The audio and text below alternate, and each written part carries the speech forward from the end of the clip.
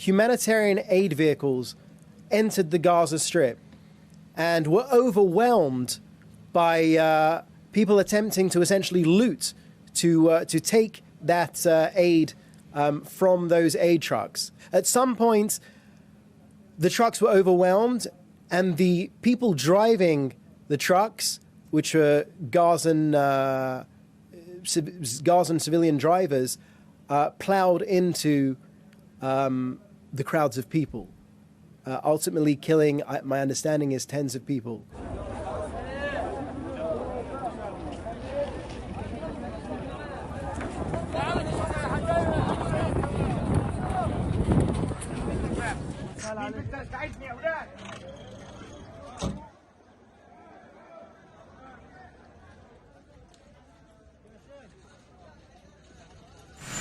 Do you still expect a ceasefire on Monday, sir? Hope springs eternal. And what is I was on the telephone with the people in the region. I'm still, probably not by Monday, but I'm hopeful. President Biden.